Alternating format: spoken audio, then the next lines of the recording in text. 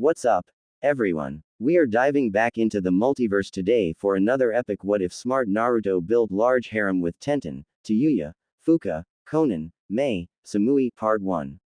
If you enjoy this story, make sure to hit that like button and subscribe to the channel for more fanfics like this. Now, let's dive right into the fanfic. The meeting. A boy around the age of 15 was walking down the street. This boy, however, was no ordinary boy. He had blonde spiky hair, deep blue eyes and 3 whisker-like marks on each of his cheeks. He wore an orange jumpsuit along with goggles on his forehead and was about 1.5 meters in height with a small build. His name was Naruto Uzumaki. The one aspect which made Naruto so unique is that inside of him was sealed the 9-tailed demon fox which attacked the village hidden in the leaves 15 years ago on Naruto's birthday of October 10th. Naruto walked along the street, the gravel crunching under his sandals, with shops on both sides of him selling food, clothes and other necessities. The shops themselves appeared to look like small houses. Naruto was heading to the Ichiraku ramen shop after another day of being unable to succeed in the basic tasks required of him by the academy. Sigh, why can't I do anything right? Everything I try to do is a failure. Naruto said out loud. They were practicing jutsus today and Naruto failed miserably in trying to produce a clone once again, much to the amusement of his classmates. Naruto looked around and noticed those who were looking at him at the time gave him glares filled with small amounts of fear and overwhelming amounts of hatred. He sighed and kept walking. Why am I looking around to see if anyone is listening? After all, no one cares about me anyway and wouldn't even blink an eye if I started talking to myself. Thought Naruto bitterly. Line break. After wallowing in his depressive thoughts for a while, he finally arrived at the Ichiraku ramen shop. The shop was a small square building with flaps hanging off the base of the roof at the entrance, as well as a lantern on the right. Inside there was a counter and 10 bar stools with the kitchen behind the counter. Hey, old man Ichiraku. Naruto said cheerfully, becoming much happier than he was before, as he was now in his favorite ramen shop which serves his favorite food, ramen. Naruto, good to see you, the usual right? Asked Tuki. Tuki was a man in his 40s and had a small pot belly. Tuki's attire consisted of an apron and a chef's hat and always seemed to have a happy demeanor, which made it difficult to see his eyes, as well as black hair which was starting to turn gray. You better believe it, old man. Naruto said loudly, as he jumped up on one of the stools. Coming right up. Also, since I know it's your birthday, today it's all on the house. Tuki said happily. Really? Cried Naruto, his eyes shining with elation, with a small amount of drool escaping his mouth. Chuckle, yep. Ayame and I also got you a little present, said Tuki cheerfully before he went to make Naruto his ramen, while Ayame came out from the kitchen. Ayame was Tuki's daughter and wore similar attire to her father minus the hat, and in place wore a white bandana. She had long brown hair and brown eyes. Oh, what is it? Asked Naruto, practically jumping off the stool, all thoughts of the academy forgotten. Here you go, Naruto. Ayame said happily, handing Naruto an envelope. Naruto opened the envelope and couldn't believe his eyes. 10 whole day free meal vouchers, said Naruto before he lowered his head with his bangs overshadowing his eyes. Eventually Naruto looked back up and was on the verge of crying from joy. Thanks a lot, you guys, said Naruto, just about to cry, but instead gave a big smile. Line break. Naruto finished 12 bowls of ramen and headed home. On the way home he noticed the villagers staring at him even more aggressively than usual and tried to understand why they hated him so much. Unable to think of a reason, he smiled at them and kept on walking, which somehow caused them to become even angrier. Honestly, what have I ever done which could make all these people so angry? My pranks aren't that annoying, are they? Mused Naruto internally. Finally he arrived at his apartment, if it could even be called that. His apartment was leaning slightly to the right with a small 10-centimeter diameter hole on the roof, which he had to patch up himself with whatever rotting lumber he could find. The power died every 6 hours and the hot water for the house only lasted for 5 minutes at a time, but still, it was all he had. He went in and had a quick shower before getting ready for bed.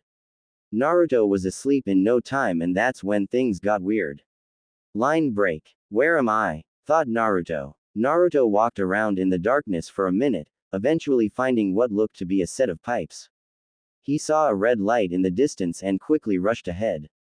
He followed it and eventually came across what looked like a jail cell with a piece of paper on the middle which said, "Seal."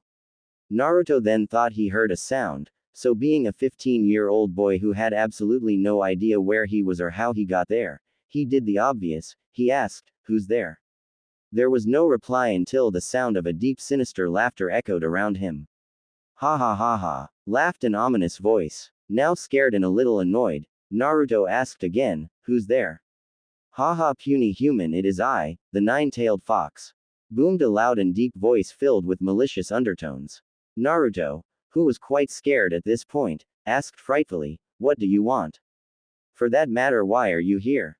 I thought the fourth killed you, how are you alive?" "Grr, silence. Don't mention that accursed man around me again," growled the fox. Naruto was clearly shaken, and the fox grinned at that. Now you don't have to be scared, however if these bars weren't here, you would be," said the fox. "Fine, I'm not scared now, what are you doing here?" asked Naruto, most fear gone from his voice, only a slight tremble lingering. "You've got guts, kid, and I admire that. Also, since it's your birthday and you have shown me that you have some backbone, I'm going to give you a little present," said the fox with a devilish grin. "Well, what are you going to give me?" asked Naruto, mildly curious, but still suspicious of the large entity in front of him.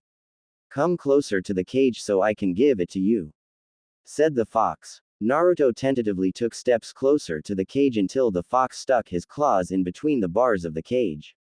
Naruto jumped back barely in time. "I want to give you a quick and painful death and escape from here," shouted the fox, angry at having been unable to reach Naruto. "Hey, what the hell are you doing, you stupid fox?" screamed Naruto angrily. The fox growled for a minute before breathing out and deciding to be a little bit more nice. "Well, foolish human, since I can't kill you or escape, I figured we could work out a deal and I could give you something in exchange," said the fox. Naruto wasn't too trusting after the fox's most recent attempt to kill him, so he narrowed his eyes at the fox and asked, "What am I going to get?" "Well, for one thing, I'm going to let you use my chakra and not disrupt your own because I don't want my vessel to be a failure and by reflection make me look pathetic," began the fox, before being interrupted. "Wait, are you telling me I couldn't do anything right because you were stopping me and it's your fault that everyone sees me as a loser?" asked Naruto, absolutely enraged, not even caring that he was mouthing off to a being which almost destroyed the Leaf Village. "Yes," replied the fox nonchalantly. "Why?" stammered Naruto. "For fun. Don't forget that I have been trapped in here for 15 years with nothing to do," said the fox, smiling and showing all of his huge and razor-sharp teeth. "What? That's ridiculous. You are one sick fox for making me deal with all of this trouble and making me fail at everything I try to do," growled Naruto. "Perhaps, but it's because of you, I, the strongest tailed beast, has had to be trapped inside the belly of a puny fleshy body for 15 years. Therefore, consider what I've been doing payback," retorted the fox unhappily. Naruto couldn't say a thing to that and couldn't believe someone had fun torturing him all his life, but understood that the fox had been trapped for a long time. "Now, if you're done complaining, I'll tell you what else you are going to get," continued the fox, pausing to see if Naruto would respond. Naruto didn't say anything, causing the fox to give a small snort of approval. "Good," said the fox before disappearing for a second and came back with one of his tails wrapped around something which he pushed out of the cage. "This is the summoning contract for demon foxes. No one has ever been allowed to sign it, but seeing as how I'm trapped in here, I might as well give you the contract. Plus, if you learn to summon me, I'll be finally allowed out of this cage," said the fox with a faraway look. "Wait, if I summon you, how do I know you aren't going to go crazy and destroy everything?" asked Naruto, suspicion laced heavily in his voice. "Insolent brat, I am not a mindless beast bent on destruction, well, usually," muttered the fox. "In any case, if you summon me, I will be partially tied to your will and thus won't be able to do something which you have directly said not to do, like destroying this puny village," said the fox. I don't know. How can I trust you?" questioned Naruto. "Idiot, I'm giving you the chance to fulfill your dreams and you're questioning me." "Fine, even if you don't trust me, kid, Just release the summoning and I'll be right back in here. Growled the fox in irritation. Okay, Nine Tails. Oh, and what's a kit? Asked Naruto, with his head tilted to the side. What I'm going to call you from now on, which is usually what foxes refer to their kids as, kits. Also call me Kyuubi. At least for now anyway. Finished the fox. Okay, whatever you say.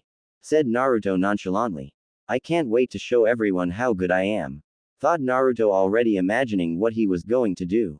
Naruto bit his thumb and got blood on all his fingertips, before writing his name, followed by pressing his fingers under it, completing the signing.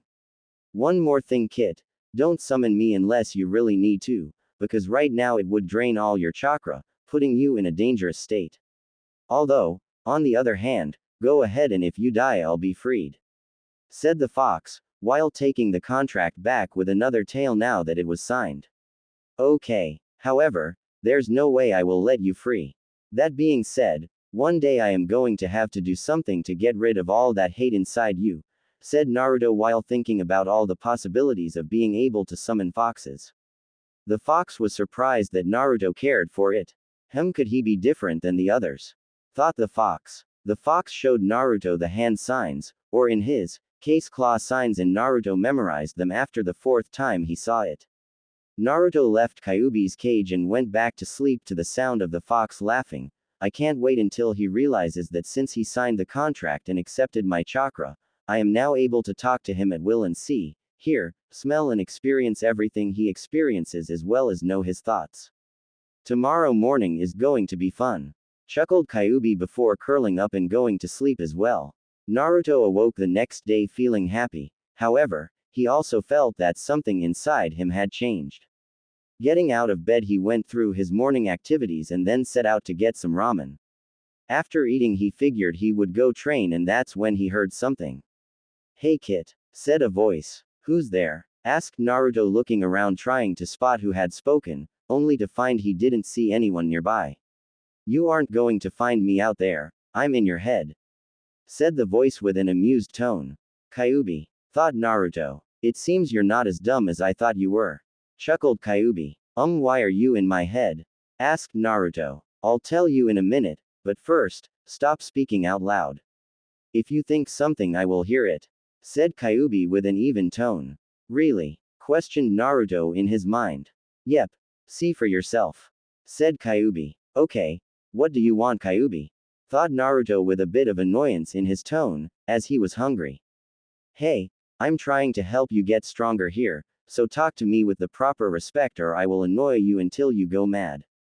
Growled the fox. Sai, what do you want? Relented Naruto. I want you to go to a weapons store and buy a katana and have the blade made 50 centimeters long. Also, I want you to get ankle weights, wrist weights and a weighted vest which are capable of increasing in weight with chakra. One more thing is I want you to buy 100 or so 3-prong kunai with an area on the handle where you can place a seal around. It should be around 20 centimeters in girth to allow for the seal. Lastly, get some sealing paper and ink as well as a small brush. Said Kyuubi. Do you think I am rich or something? I am an orphan, I can't afford all that. Ranted Naruto in his mind.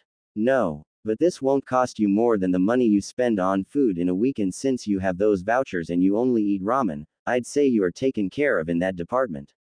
Replied the fox nonchalantly. Fine. Growled Naruto in his mind. Line break. Naruto went to the nearest weapons store, which was a small 4-walled building with a flat roof that was significantly higher than the other shops around, while still being only one level. He walked in and spotted a girl he recognized from when he was in the academy. Hey Tenten, how's it going? Said Naruto, happy at seeing a familiar face and not having to talk to the fox. Naruto, what are you doing here? Asked Tenten, who since graduating, had never seen Naruto again, aside from occasionally seeing him running through the village evading Anbu. Tenten wore a pink sleeveless blouse and dark green pants with her hair up in 2 buns, with her forehead protector just under her fringe on her forehead. She was also around Naruto's height, being only a couple centimeters taller. Oh, I'm here to buy some things for my training. Stated Naruto. Oh, well, tell me what you need, and I'll see if we have it. Said Tenten happily. Naruto told her what he wanted, but there was a problem with the kunai. Naruto, those kunai aren't something we have in stock as I have never heard of anyone buying them, so it'll take about 3 days until they are ready as they would come under the option of being a custom order. Said Tenten. Hey Kyuubi, what should I do? Thought Naruto. Idiot. Obviously come and get them when they are done. Growled the fox in disbelief. Damn Kyuubi, relax, I was just asking. Thought back Naruto. Alright Tenten, I'll be back in 3 days for those, thanks for the help and see you around. Said Naruto after paying. Okay, see you in 3 days I guess. Said Tenten, sounding a little confused at Naruto's rapid mood change from being deep in thought to cheerful in the span of a few seconds. Line break. Naruto followed Kyuubi's directions until he found himself at a small training ground with lots of trees and a small stream running through it. Kyuubi instructed him to use this training ground over the next 2 days, as it seemed to be one of the lesser frequented ones. Over the next 2 days, Naruto learned how to climb trees and walk on water with his chakra. His weights were all up to 5 kilograms each, with the vest being 20. He also did standard exercises such as push-ups, crunches, lunges, squats, calf raises and log punches and kicks. Additionally, he familiarized himself with his sword and did diagonal slashes, vertical slashes, and horizontal slashes, until Kyuubi deemed his form acceptable. Line break. On the 3rd day, Naruto went back to the weapon shop, but Tenten wasn't there, and in her place, there was a large well-built man, who Naruto assumed to be the owner of the shop. Hello, I'm Naruto Uzumaki and I'm here for my custom order kunai. Said Naruto in a business-like tone. Uzumaki, huh? Well, here are your kunai. I expect great things from you. Said the shop owner. Thanks old man, and you will see great things from me. I'm going to be the Hokage. Naruto said, before he was about to say his signature catchphrase, though the fox interjected. Say, believe it, and you won't believe what I will do to you. Threatened the fox. Tisk, fine. Thought Naruto. See you around. Said Naruto, before he left the store to train. Line break. Naruto continued to train over the next 3 days, spending the last day practicing calligraphy until Kyuubi told him his characters were drawn to an adequate standard. Finally, the day of the exam came. Naruto arrived at the academy and sat down behind Sasuke in an empty row, much to Kyuubi's ire if his growl was any indication. Blasted Uchiha, this one even looks like Madara. Raged Kyuubi. First there was the written examination, which Naruto struggled with as the questions he was given were so hard that even Sakura, the smartest girl in the class, would struggle with, after which there was the jutsu examination. Iruka stood up and said, the jutsu you will be tested on is the clone jutsu. Naruto instantly knew he would fail because he could never do that jutsu due to having heaps of chakra and not having good enough control yet. However, he was hopeful that just maybe he had enough control to do it now. When his turn came, he tried his hardest, but all he got was one dead-looking clone. Both Naruto and Iruka were twitching when Mizuki spoke up. Iruka, we could let him pass. It is his 3rd try, so he has shown he is dedicated to becoming a ninja. Naruto got his hopes up a little but wasn't going to like what came next when Iruka spoke. Mizuki, all the other children produced at least 3 effective replications, while Naruto could only produce 1, and look at it, it's pitiful. I'm afraid I can't pass him.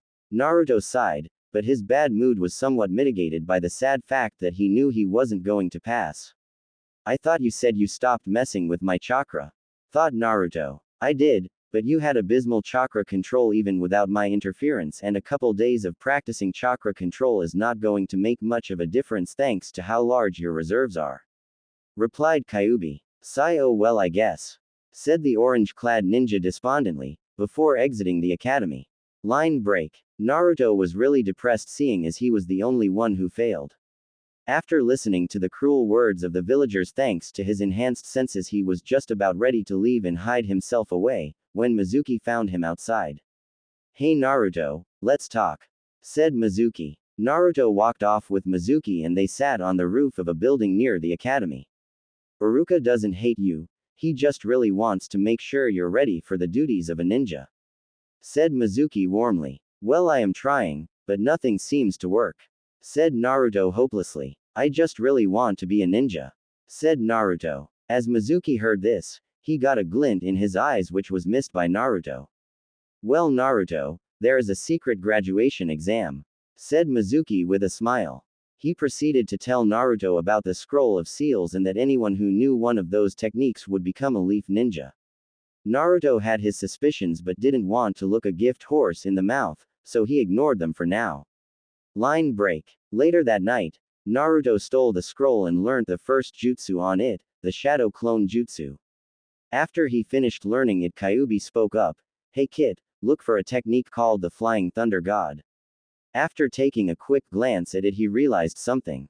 I'm guessing that's why you wanted me to buy those kunai, thought Naruto. Yep, replied the fox with a grin. You kitsunes really are tricky, aren't you? Stated Naruto rhetorically. Naruto found the technique and hastily made a seal with his brush according to the seal array he found in the scroll, with the ink he had with him, after he dropped some of his blood into the ink. Unnoticed by Naruto, when he dropped his blood into the ink it took on a yellowish hue, before it reverted back to its dark blue coloring. He carefully attached the seals to the three-pronged kunai, then grabbed them and tried to do the jutsu on a few nearby trees. However, he couldn't make it all the way to the kunai and only covered half the distance. Naruto practiced for half an hour when suddenly Iruka appeared and said with a grin, "It's all over, Naruto. Hey Iruka-sensei, you caught me, and I was only able to master one technique and start learning another," said Naruto, giving one of his signature grins. Iruka looked around and saw the damage done to the trees and to Naruto himself when he asked Naruto why he stole the scroll. Naruto happily replied, Mizuki-sensei told me anyone who knows one of the jutsus in this scroll becomes a leaf ninja. That's why you stole the scroll? Asked Iruka. Yep, because I have to become a genin if I'm going to become Hokage, and I will, said Naruto. Seeing Iruka's confused face, Naruto had only one thought. I knew Mizuki was lying. He thought angrily. Iruka was stunned however by the response, and at that moment Mizuki had arrived on the scene hearing what Naruto had said and started laughing. Ha ha ha, you, the Hokage, in your dreams, you will never become the Hokage, and you want to know why? Mizuki, stop, it's forbidden to speak of it, yelled Iruka. Quiet Iruka. Naruto, you will never be the Hokage because you have the nine-tailed fox sealed within you and everyone despises you for it, said Mizuki, with a sadistic smirk on his face. Naruto was stunned, but not because of the knowledge of the fox being sealed inside him, but rather because he now knew why the villagers hated him. Mizuki then threw a huge shuriken at Naruto and Naruto was too stunned to move, so Iruka got in front of it and got hit in the back. Why, Iruka-sensei? Asked Naruto. Because Naruto, you and I are the same, said Iruka, becoming tearful. Iruka proceeded to tell Naruto about his parents dying against the fox and how he became the class clown to gain acknowledgement, before the third Hokage approached him and helped him see a new path he could follow which would still gain him acknowledgement, the path of hard work. What a touching scene, but I must be going now, so I'm going to need that scroll now, said Mizuki. Naruto was now enraged at Mizuki for tricking him and hurting Iruka, so he entered his initial Kyuubi form and growled, if you ever lay a hand on my sensei again, I'll kill you. Mizuki, seeing the eyes of the fox, was momentarily taken aback but thought he could still beat Naruto. Bring it on, Nine Tails, said Mizuki confidently. Fine, you asked for it. Shadow Clone Jutsu, yelled Naruto. 5,000 solid clones of Naruto appeared all around Mizuki. Mizuki started panicking and tried to find a way out but couldn't. Now you're going to pay for hurting Iruka-sensei, growled all the clones of Naruto. The clone army beat up Mizuki with pure taijutsu and didn't stop until he passed out from pain and blood loss. Hee, guess I should have gone easy on him, said Naruto while grinning as he scratched the back of his head. You did well, Naruto, said Iruka. Line break. Afterwards, Iruka told Naruto to close his eyes, and when he opened them, he had on a leaf shinobi forehead protector, and Iruka said, Congratulations Naruto, you pass. Naruto was so happy he hugged Iruka-sensei and afterwards they went and ate ramen. Naruto went home that day happy for once, with the knowledge that someone cared about him. Line break. The third Hokage, having observed all of the night's events through a crystal ball, was now leaning back in his chair reflecting on his former successor, now predecessor, while smoking his pipe. Truly Minato, you were a genius, to attune a technique to the point that it could only be used by your direct descendant through usage of their blood. Truly a genius, thought Hiruzen Sarutobi, as he glanced at the portrait depicting the visage of the fourth Hokage. The new Naruto Uzumaki. Naruto awoke the next day happy. He had finally become a leaf shinobi and he was enjoying it. Naruto went back to the training ground he trained at before and decided to explore it a bit more. Wow, I never noticed how cool this place looks, said Naruto aloud. He walked around the training ground, which had lots of trees, a small lake, 3 stumps in a line near the lake, and a memorial stone. Naruto walked up to the stone and after a moment of silence looked around, because he felt someone's eyes on him. He looked around before his eyes settled on a particular area between 2 aging trees. He stared for a while before walking off to train. So that's Sensei's son. Guess the reports on him are wrong, thought a Junin named Kakashi Hatake. Line break. Naruto walked to his usual area surrounded by trees, before getting to work. First, he wrote down the seal sequence he wrote down before on a piece of paper with the ink he bought, mixed with a bit of his blood, which he got from cutting his hand open with a kunai before the fox healed it. He then wrapped the seal around the handle marker and stood up. Naruto walked over to a tree, then backed up until he stood 20 meters away from it and threw a kunai at it. Naruto disappeared in a flash of orange but only made it halfway. Damn it, shouted Naruto after futilely repeating this for 6 hours and not getting any better at it. Kid, relax, this is a hard technique anyway. For now, do your daily taijutsu and kenjutsu practice and we will come back to this technique later, said Kyuubi calmly. Sigh. Okay, thought back Naruto, before he started his usual exercises. Line break. Naruto went and got his picture taken, which would be used to show people who want to give the Leaf Village missions what he looks like, or simply put, his identification picture. He considered taking an elaborate photo complete with face paint, but then decided against it and took a standard photo and handed it into the Hokage, who accepted it. As he was leaving, a boy with short spiky brown hair and black eyes charged in. He also had a small chip in his tooth and wore a yellow shirt with the symbol of the Leaf Village in red, gray shorts, and a long blue scarf.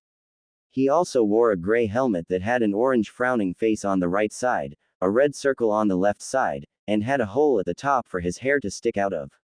His attempt to assassinate the Hokage in an effort to become the next Hokage was a failure as he tripped over his scarf. The third mumbled something about his grandson's 20th attempt to assassinate him, while Naruto with his fox hearing heard this and asked, "This is your grandson?" Sigh. Yes Naruto, that's my grandson, Konohamaru, said Hiruzen Sarutobi, the third Hokage. What happened? Asked Konohamaru. While somewhat dazed and confused from his fall, upon looking up he sees Naruto and instantly starts blaming him for tripping him. Sigh. I don't have the time for this, later Konohamaru, said Naruto with a tired voice. What did you call me? Asked Konohamaru with an astonished face. Konohamaru, that is your name, isn't it? Asked Naruto bluntly. Yeah, but people don't normally call me that. They call me, said Konohamaru before he was interrupted by a cry. Honorable grandson, exclaimed Ebisu. Ebisu took one glance at Naruto and gave him those cold eyes, thinking, the 9-tailed fox brat. Naruto recognized the stare as the one all the villagers gave him, so he turned and left. After he left, Konohamaru snuck away from Ebisu and followed Naruto. Naruto kept walking even though he knew that Konohamaru was behind him. He led them to a training ground with lots of trees, then spoke up. Konohamaru, why do you want to be the Hokage?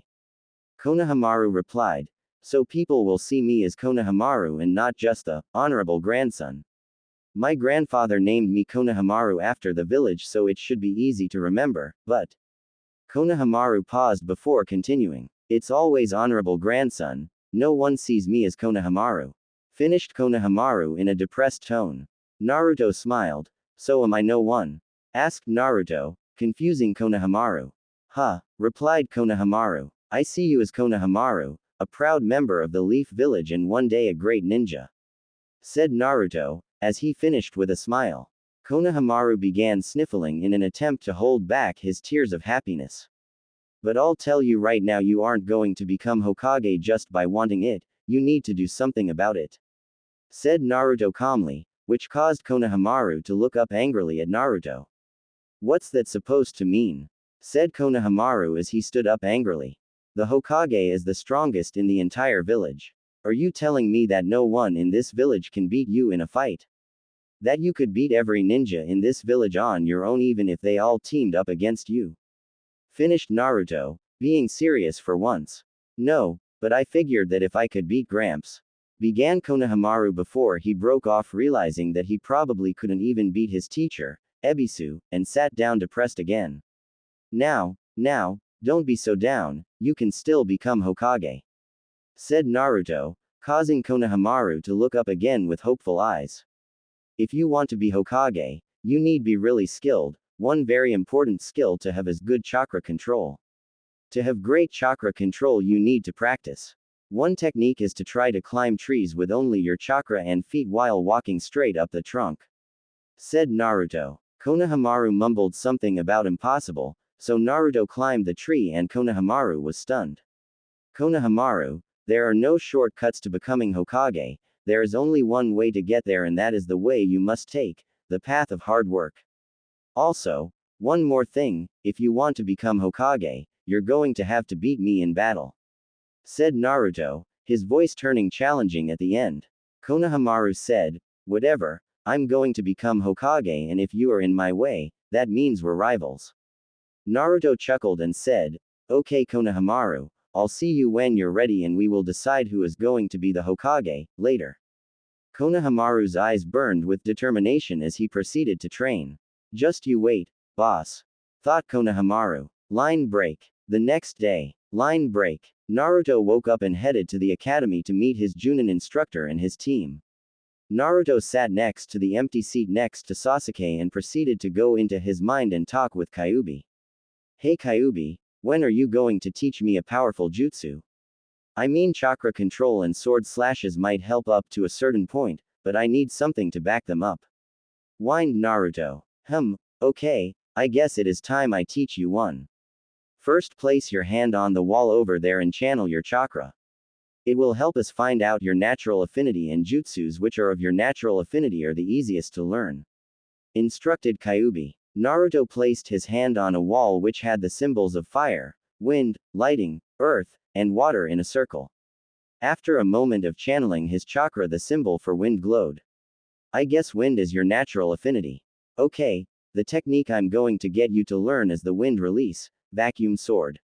It involves using your chakra and your sword to release a gust of wind which can stop projectiles and could probably be used to force opponents back if you put in enough chakra.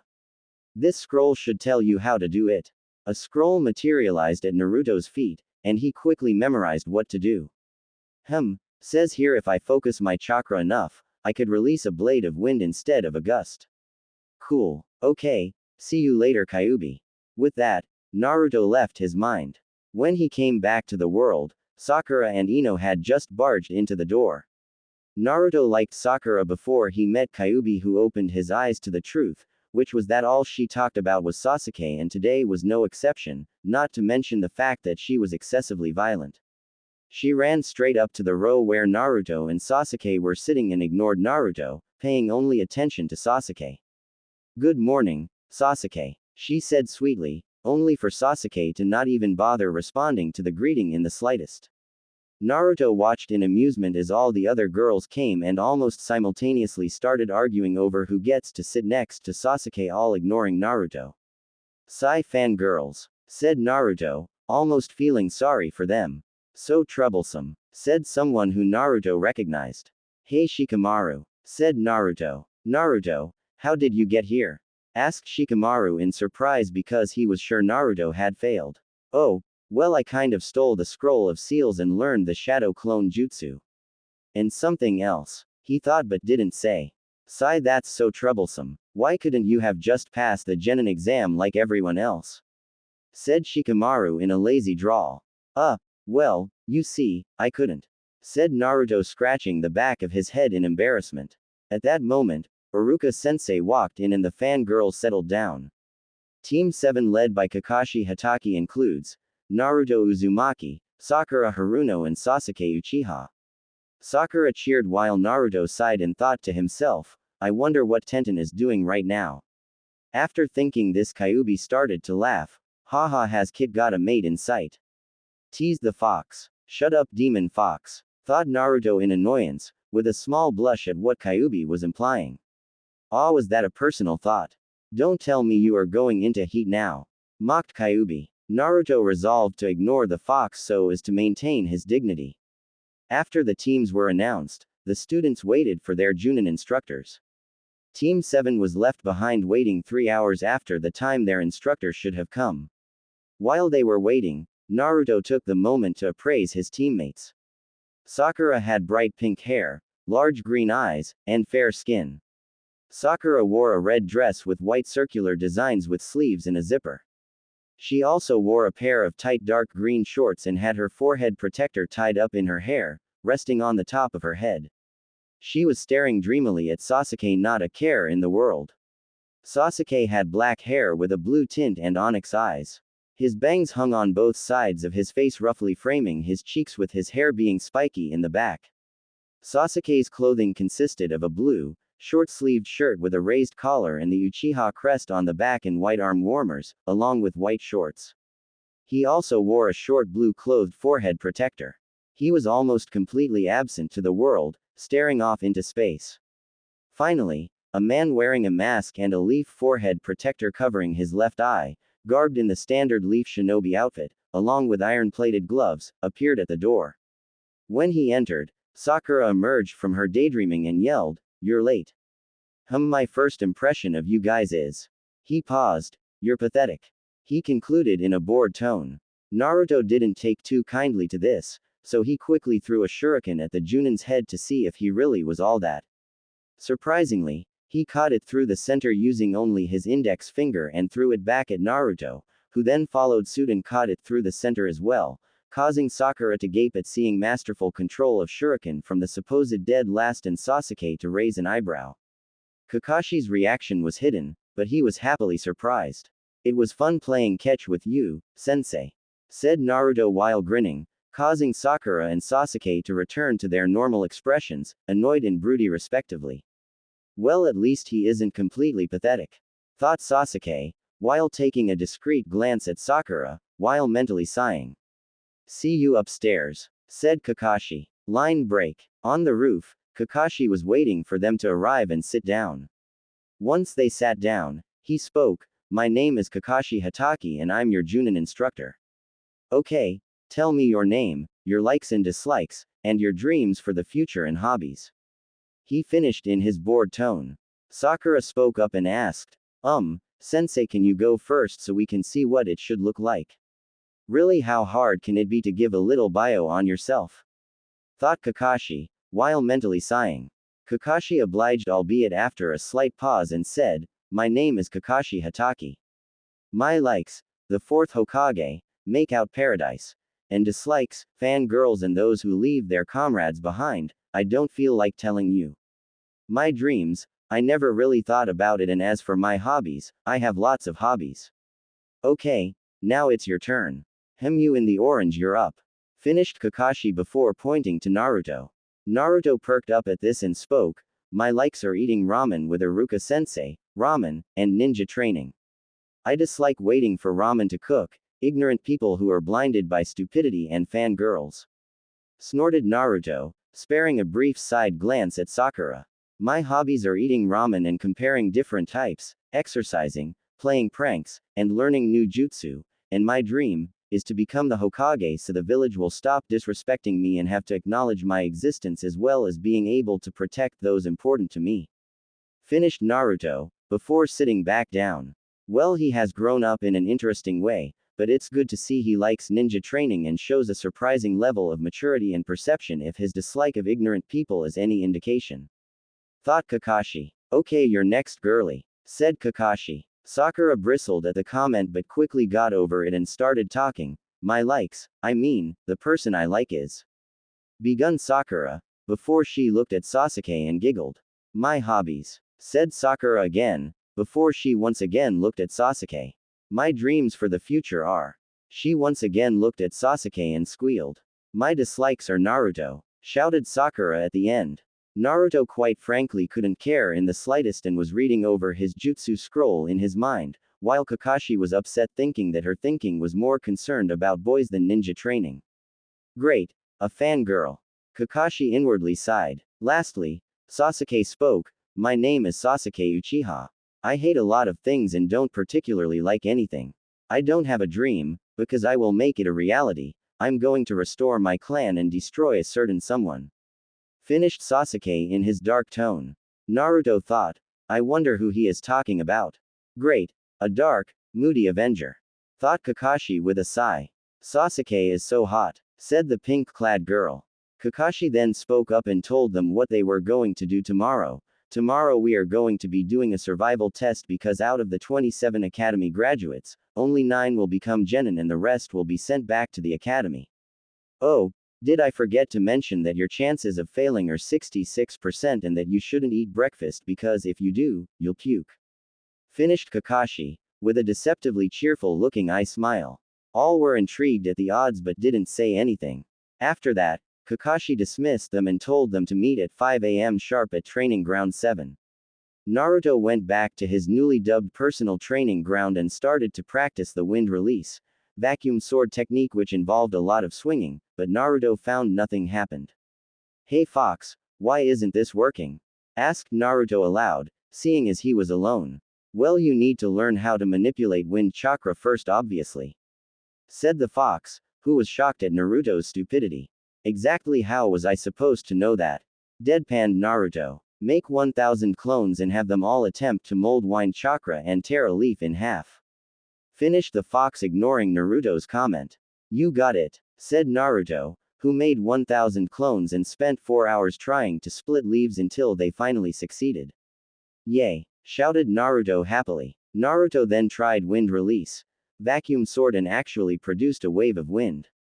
Alright, let's see how much damage this does, said Naruto, before he stood in front of a tree. He held the sword in a horizontal position and then lunged forward and swung his sword forward. Wind release. Vacuum sword. Called Naruto. A blade of wind chakra came out in the length of his sword and slashed into the tree leaving a gash 10 centimeters deep. Wow, awesome, shouted Naruto, although it didn't cut too deeply. I guess I need to focus on concentrating the chakra to increase its ability to cut. Said Naruto out loud. He practiced for another 2 hours until he was able to form either a gust of wind, or a sharp blade of wind, before doing the cat as the fox told him. After 8 hours of solid practice, he mastered the technique and the katas. Since he was tired, he left quickly and didn't notice a Junin who had been watching him train.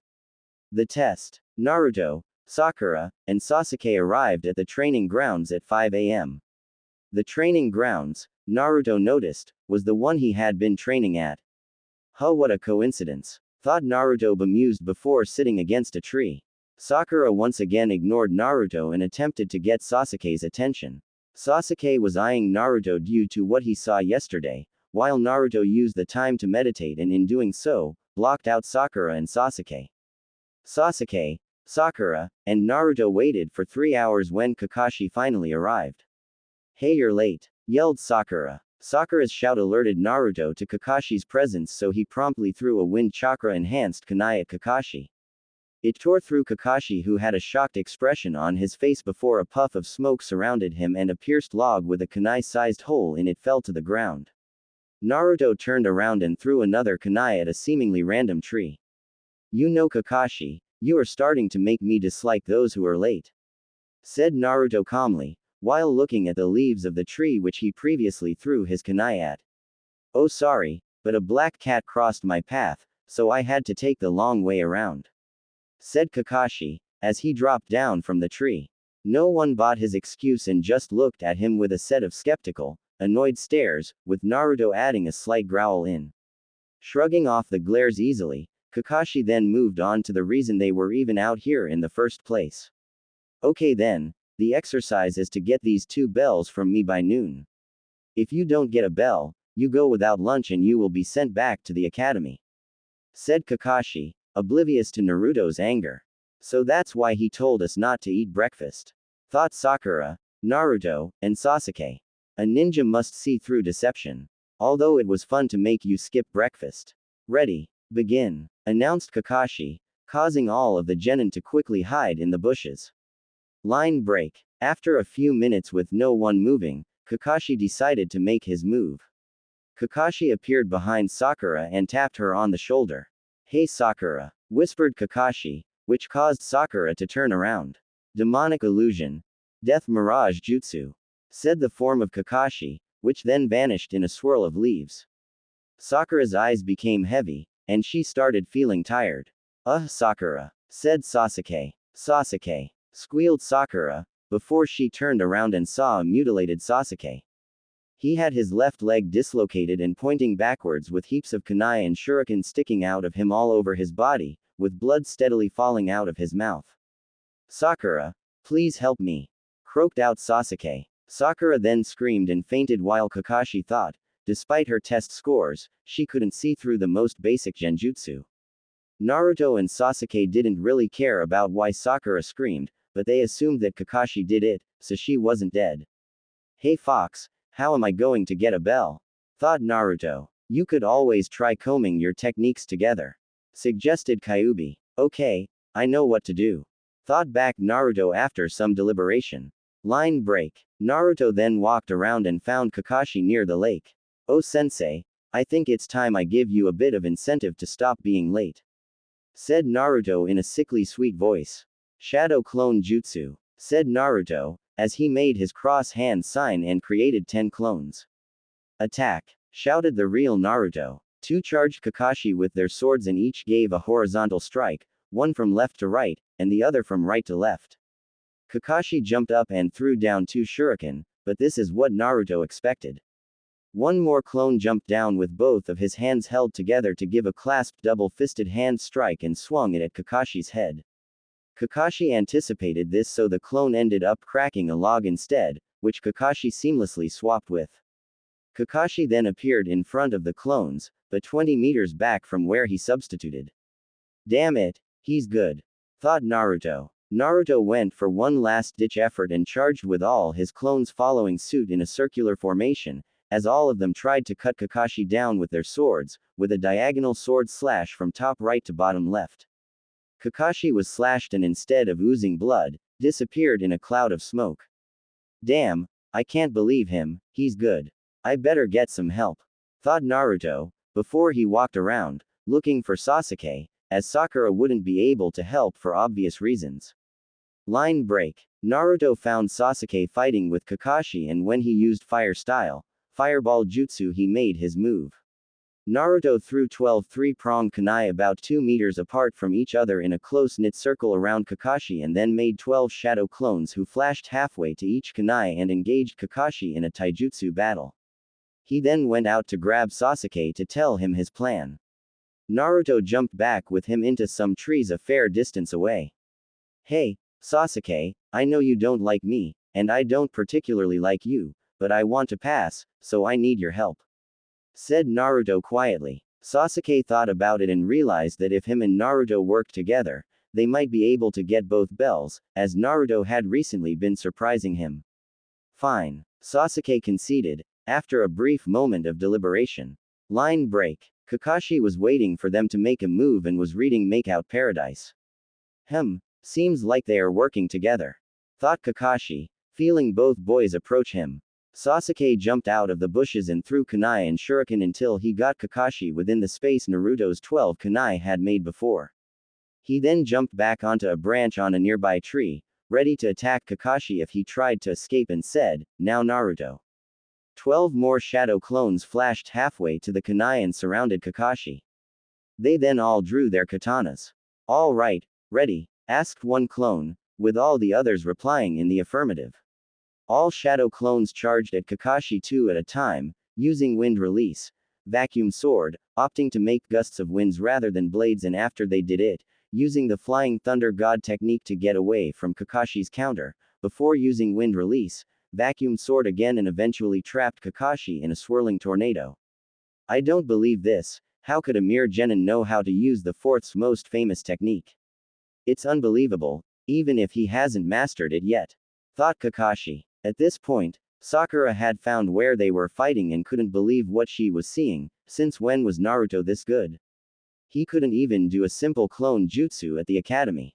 She thought in surprise. Now Sasuke, yelled Naruto, jumping away from the tornado. Sasuke made the hand signs and used fire style, fireball jutsu at the base of the tornado, and it became a flaming tornado.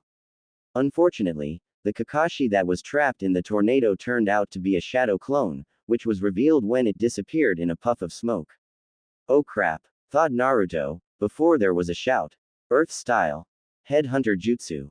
Said Kakashi from underground, before he pulled Naruto and Sasuke into the ground up to their heads. Well, nice try, but you'll have to do better than that to beat me.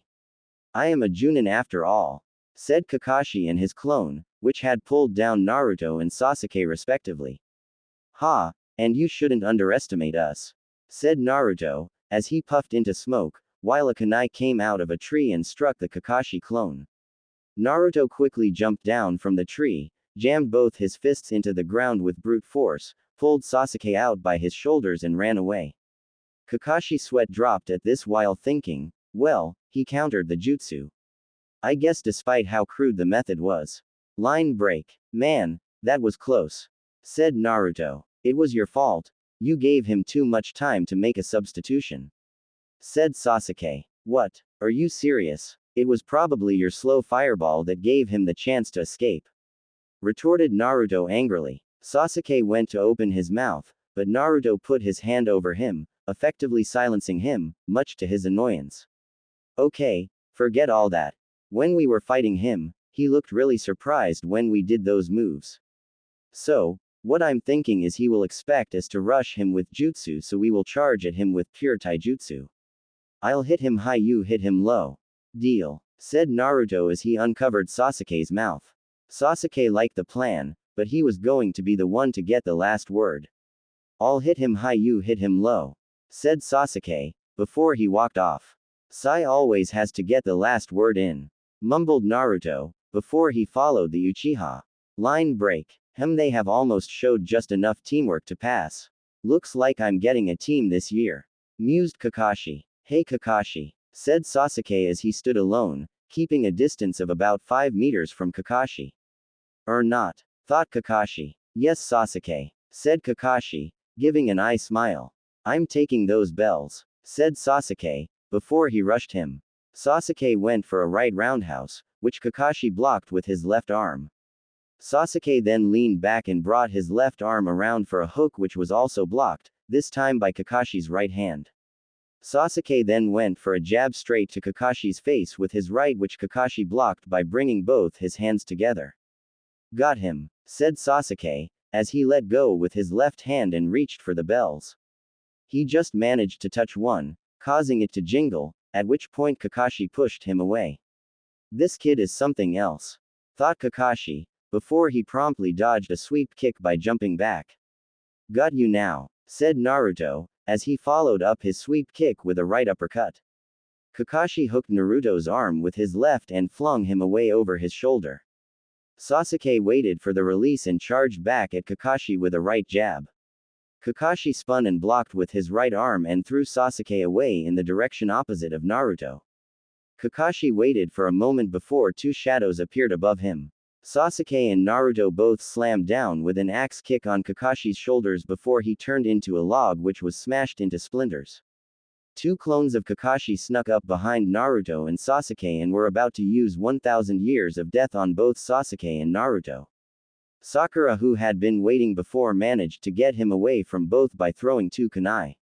Both of the clones were hit and disappeared in a cloud of smoke.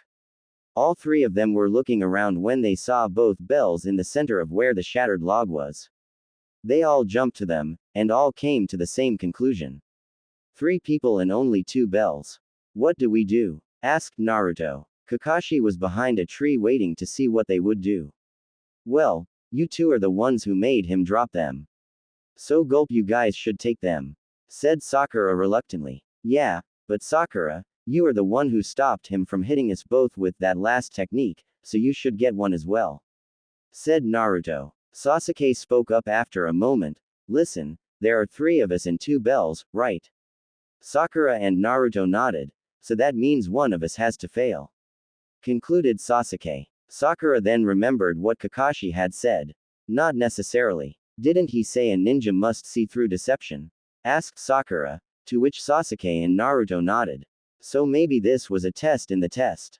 Concluded Sakura. Yeah, you're right, so maybe the purpose of this test was to see if we could work together as a team, rather than actually getting the bells.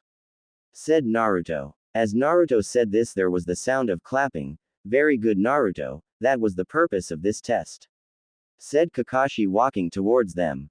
The chances of 3 genin beating a Junin are much better than 1 genin on his or her own, which is why I set up this test. Its purpose was to see if you could work together even though one of you may fail. Continued Kakashi, standing in front of his 3 genin. In ninja missions, those who break the rules are scum, that is true, but those who abandon their comrades are worse than scum. Now there is only one more thing to say. You all pass. Team 7 will have its first mission tomorrow. As he finished saying this, a Junin appeared and spoke to Kakashi. Kakashi nodded and then spoke. Okay, the rest of the day is yours, but Naruto, I want you to wait for a minute. Sasuke walked off, while Sakura quickly followed and tried to get a date. Line break. So Naruto, I take it you don't know who this person is, do you? Asked Kakashi, to which Naruto shook his head. Well, in that case, let me introduce you to Hayate Gecko, one of the best swordsmen in the Hidden Leaf Village. Apparently, he saw you using a sword at this training ground yesterday afternoon and he seems to think you have potential, so he has volunteered to teach you Kenjutsu. Finished Kakashi. Really? Wow. Thanks a lot, Hayate-sensei. Said Naruto happily. So Naruto, are you willing to give up 2 hours after all of your missions to allow me to train you? Asked the sickly special Junin. Hayate had short brown hair and dark eyes with protruding bags. He had pronounced lines under his eyes, as well as an unexplained chronic cough that plagued him. He wore the standard leaf shinobi outfit complete with a forehead protector that he wore as a bandana, flak jacket, and regular shinobi sandals. He also carried a katana with a rectangular hand guard strapped over his back.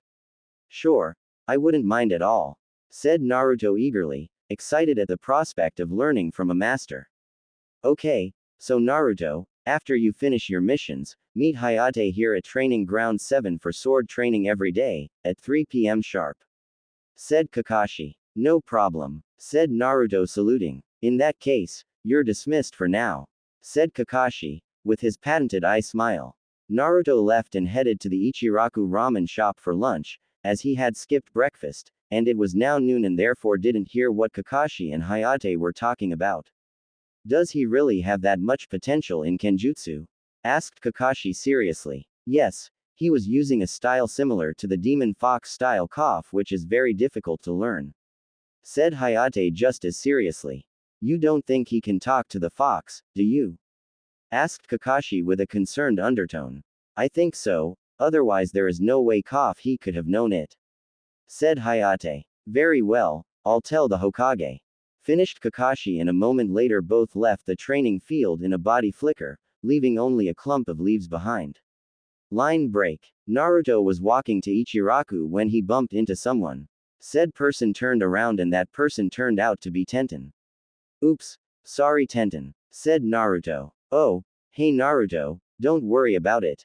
She replied easily with a small smile. Hey Tenten, guess who my Junin-sensei is?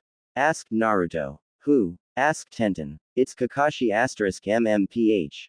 Naruto couldn't finish because Tenten had covered his mouth with her hand. Don't say that so loud, someone might hear you. Tenten whispered, hoping nothing would happen, but unfortunately, someone had heard. Kakashi, you say. You know that Kakashi and I are said to be eternal rivals. Said a man. The man was tall and well built with high cheekbones, thick eyebrows, and black hair cut in a bowl style. He also wore a green jumpsuit, orange striped leg warmers and the standard leaf flak jacket, though it was unzipped. His forehead protector was on a red cloth and was worn around his waist, like a belt. Who are you? Asked Naruto, after Tenten reluctantly removed her hand. Me. I'm the Leaf Village's sublime green beast of prey, Might Guy. Said Guy, flashing his nice guy pose. At that moment, Another, Mini Guy, appeared and started talking to Guy. Guy-sensei, I did it. 500 laps around the village in under an hour. Said the Mini Guy. Nice work, Lee, said Guy, once again flashing his nice guy pose. Hey, Tenten, who are these guys? Asked Naruto in a whisper. Sai, they are my teammate and sensei. She replied. Naruto was about to start laughing, but saw she was serious, so repressed his laughter and patted her on the shoulder. You poor girl, said Naruto sadly. What is your name? Naruto asked the Mini Guy. My name is Rock Lee, said Lee, giving a nice guy pose, which consisted of sticking out his right hand, thumb extended, while flashing a smile, with his right eye closed. The light seemed to make his teeth flash to the point that Naruto was almost blinded. Lee possessed very thick eyebrows and large, rounded black eyes, with prominent lower eyelashes. His hair was cut and styled into a bowl cut style like Guy. He also wore the same attire, consisting of a green jumpsuit, orange leg warmers, and a red forehead protector worn as a belt. The only difference between the two concerning their attire were the bandages Lee wore around his hands and wrists and his lack of a flak jacket. Naruto twitched at the resemblance and then remembered his manners. Oh, sorry, I didn't tell you my name yet. My name is Naruto Uzumaki, said Naruto smiling. Guy noticed the bulge around Naruto's ankles and wrists and asked, Are you wearing training weights? Naruto nodded and both Lee and Guy got flames in their eyes and started saying, That's the way, let the power of youth explode. Tenten, trying to shift the conversation away from the power of youth, turned to Naruto, So how much are they up to now? Asked Tenten, genuinely curious. Oh, the wrist and ankle weights are up to 50 each and the vest is on 100. As Naruto said this, Tenten's jaw dropped. But you were only at 5 and 20 last week, how did you improve so quickly? Tenten asked, amazed. Naruto shrugged his shoulders. Guess I'm just awesome, said Naruto, smiling at the end. HMPH, awesome thanks to my power giving you accelerated healing. Grumbled Kyuubi. Lee and Guy heard this and then made a challenge. We must not let our flames of youth diminish, Lee, shouted Guy. Yes, Guy-sensei. Let us do 500 laps around the village on our hands in 1 hour, and if we cannot do this, then I will do 1,000 push-ups. Shouted back Lee. That's the way, Lee. I too will do 1,000 push-ups if we do not get around the village in half an hour. Shouted Guy, before he took off with Lee following. After they left, Tenten was going to leave, so Naruto quickly asked, Hey Tenten, do you want to get some ramen with me? Tenten thought for a moment and then said, Sure. With a smile. Line break. At Ichiraku, Naruto was telling Tenten about the test they had to do to become official genin. Wow, Kakashi sounds tough, but at least you passed, said Tenten. Yeah, I guess. So, what's the deal with your teammates? Asked Naruto, still thinking about what he saw moments ago. Well, Lee and Guy are both a bit, how can I put this nicely?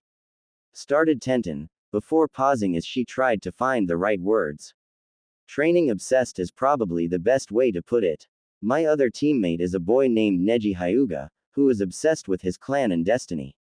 Finished Tenten. Wow, you have an obsessive team. What about you? Asked Naruto in between slurps of his noodles. Me. Well, I guess you could say I am obsessed with weapons. Said Tenten. Well, I'll keep that in mind, but if you don't mind me saying, that's a much better thing to be obsessed with, although the training obsession doesn't seem so bad. Or maybe it's better because you're the one obsessed with them. Said Naruto, as he flashed her a smile. Hey, told you, you like her. Said the fox. So you've said. Shesh fox, you got your point across, what do you want, a medal? Thought back Naruto sarcastically. Grr, insolent brat, grumbled Kyuubi, before going silent. Naruto looked at Tenten and thought he saw a slight blush, but figured he was just seeing things. I wonder if he meant that. Does he like me? Thought Tenten, who actually had blushed, not often on the receiving end of any praise other than Lee and Guy's exuberant encouragement. They both finished their meals and Naruto paid with his vouchers for both of them. They walked outside and said goodbye. Thanks for lunch, Naruto, said Tenten. No problem, Tenten, and if I see any rare weapons, I'll be thinking of you. Heck, I might even bring you back one from my missions. He replied. As he started walking off, he again realized what he said and how it could have been interpreted. That was priceless, you should see your face. You're practically already trying to make her your mate, although I don't think she would mind very much either. Said the fox, almost crying from laughter. Shut up, fox, we are not talking about this anymore. Thought Naruto, who found he actually didn't mind the idea, but was getting annoyed with the Kyuubi's constant input. Sure, whatever you say. Replied the fox with a grin, thoroughly enjoying the chance to rile up his container in a new manner, since he had stopped affecting his chakra. Naruto went home and got ready for bed. That night, the fox decided to shape Naruto's dream and made him dream about something that Naruto said they weren't talking about. Pining Zabuza's limbs to the tree, eliciting a grunt of pain from Zabuza. Kakashi then appeared on the tree branch near Zabuza's head. But how, can you see the future? Zabuza asked shakily, as he inclined his head up to see Kakashi. Yes, and your future is death, replied Kakashi. As Kakashi finished saying this, 2 Senbon needles flew through the air and pierced Zabuza in the neck, who gave a pained yell before his body became limp. Well, you were right, his future was death, said a voice. The owner of the voice was standing on a tree branch and had a slender frame and was also quite short for his apparent age. His outfit consisted of a moss green, striped turtleneck sweater, and a split skirt in matching color that reached down to his knees. On the outside of that, he wore a greenish-blue short kimono with white edges, and around his waist a greenish-brown obi, in the same fabric as his sweater, with a fringed trail. He also wore light brown platoon sandals with straps in the same color as his kimono and nail polish on his fingernails and toenails in matching blue-green color. His long hair was gathered in a white bun holder, tied with a greenish-blue string, while 2 locks of his hair fell loose, framing his face, bound with metal hair cuffs at the ends. He was wearing a hunter ninja mask on his face, which was white, with thin, curved eyeholes, and a red wavy design in place of the mouth, as well as the same symbol seen on the Demon Brothers and Zabuza's forehead protectors on the forehead of his mask. I thank you for weakening Zabuza. I have been hunting him for some time now and now I can finally destroy the secrets of our village that are hidden in this body. The boy disappeared and reappeared near Zabuza's body, quickly slinging one arm over his shoulder. Thank you, said the boy, before he vanished, taking Zabuza with him. Training, dreams and preciousness. Kakashi was still exhausted when he regained consciousness and found he was lying on a mattress, in what he correctly assumed was Tezuna's house. After using his Sharingan for an extended period of time he had used up too much chakra and was suffering from chakra exhaustion. Team 7 was gathered around Kakashi when Kakashi spoke. I think, Zabuza is alive. What? Screamed Sakura in fear. Sakura, how does a tracker ninja dispose of a body? Asked Kakashi. Tracker ninja destroy the body as quickly and efficiently as possible. Recited Sakura, before her eyes widened slightly. Exactly. Also, the weapons he used were Senbon needles which stun and hardly ever kill, unless they strike a vital organ, none of which are in the neck. Therefore, based on this evidence I think it's safe to say he wasn't trying to kill Zabuza, but was trying to save him. Concluded Kakashi. So what do we do now? Asked Naruto in a level tone. Well, I'm no condition to fight right now, so I think it's time I trained you 3 a bit more. Said Kakashi, while giving his patented eye smile. Line break. Team 7 had journeyed outside and walked into an area laden with trees. After traveling a certain distance into the woods, Kakashi stopped and turned to face his genin. Okay, the exercise I am going to teach you now is the tree walking exercise. To do this, you build up chakra in the soles of your feet and simply walk up the tree. Said Kakashi, who then proceeded to demonstrate walking up the tree using only his chakra. While Sasuke and Sakura were surprised, Naruto had a look of indifference on his face. Kakashi saw this and wondered why Naruto wasn't surprised. Naruto, have you seen this exercise before? He asked. Naruto shook his head and replied, no, I can do it though. Naruto then walked up the tree as well to the amazement of his teammates, while Kakashi merely raised an eyebrow. I can also walk on water. He stated in a bored tone. Okay then, here is the plan. Sasuke and Sakura, you two climb the trees and mark where you get up to with these kunai. said Kakashi while throwing down two kunai. Naruto, you come with me. Naruto and Kakashi walked off until Kakashi stopped and asked Naruto an important question. Naruto, do you know anything about what happened in the village 15 years ago, or how it may affect you? Asked Kakashi cautiously. Well, Kakashi-sensei, I assume you are talking about Kyuubi. Kakashi's eye widened, as he did not expect Naruto to know about that. How do you know about that? He asked. Well, on my 15th birthday he spoke to me and gave me a gift. He allowed me to use his chakra and sign the summoning contract for foxes. In exchange he gained access to my senses and thoughts and can now speak to me at will, but I can still block him out if I want to. Finished Naruto. Kakashi composed himself before speaking. So this means you have access to a large amount of chakra, right? Asked Kakashi, to which Naruto nodded. Okay then, before I get on to what I want to, I have to ask for the safety of the village, can you control it? Said Kakashi, with the most seriousness Naruto had ever seen.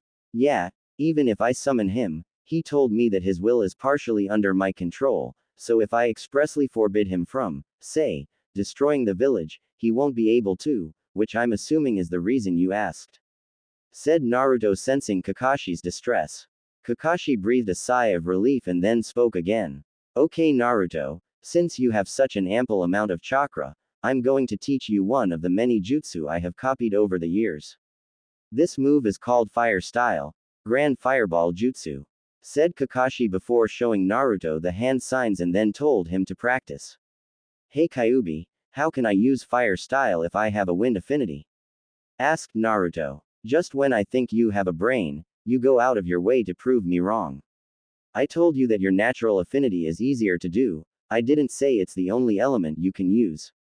In any case, I have a fire affinity and therefore so do you when you use my chakra, so if you want, use my chakra when you use Fire Style Jutsu, so it is easier for you. Said Kyuubi in a bored drawl. Naruto tapped into Kyuubi's chakra and proceeded to attempt the jutsu. He aimed at a tree in front of him, made the hand signs and then said, Fire Style, Grand Fireball Jutsu. As he said this, a massive ball of fire came out of his mouth, turning the tree into a smoldering pile of ashes. Naruto kept doing this until he barely used any chakra to do it. After Naruto mastered this jutsu, the fox spoke up. Now that you have mastered this jutsu and experienced how to use Fire Style Jutsu, I'm going to teach you one of my strongest Fire Style Jutsu. The only drawback is that you can't use this skill without my chakra, whereas you could have used either my or your own chakra for the Grand Fireball Jutsu. This is not the case with this one. This technique is called the Nine-Tailed Fox Fire Stream and its strength increases depending on how many tails you unleash, more tails, more power.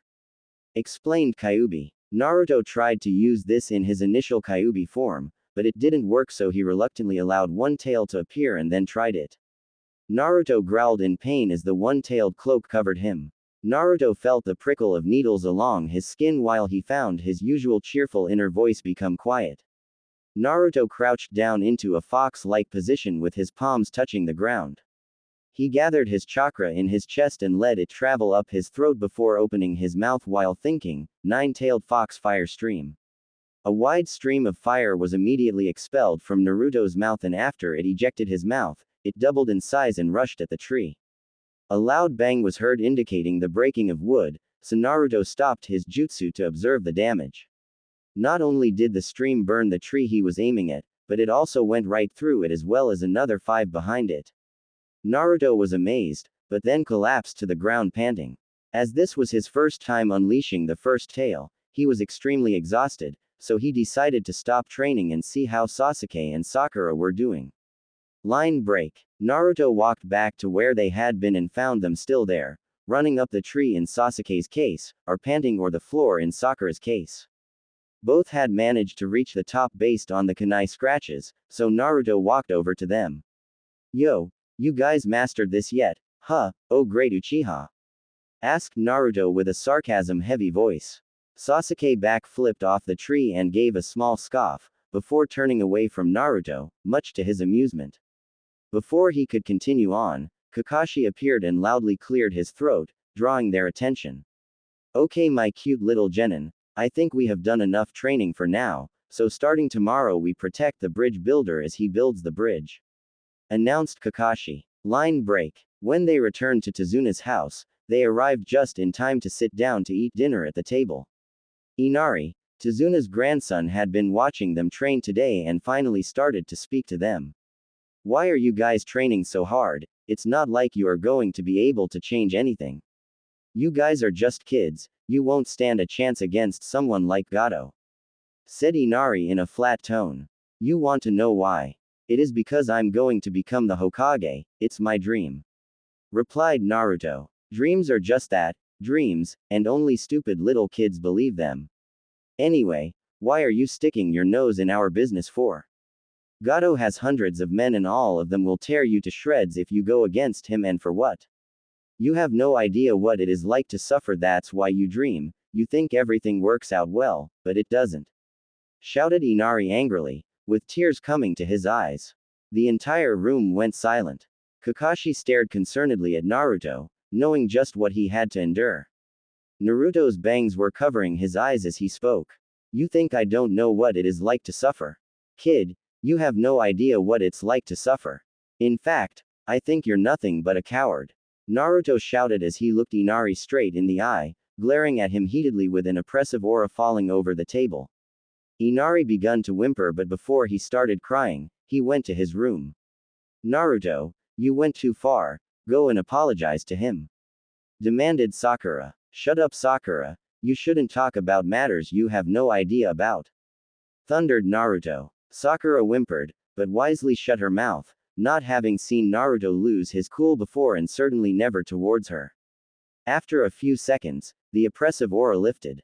"I'm sorry for what Inari said, Naruto, but you shouldn't be too hard on him," said Inari's mother Tsunami in a soft voice.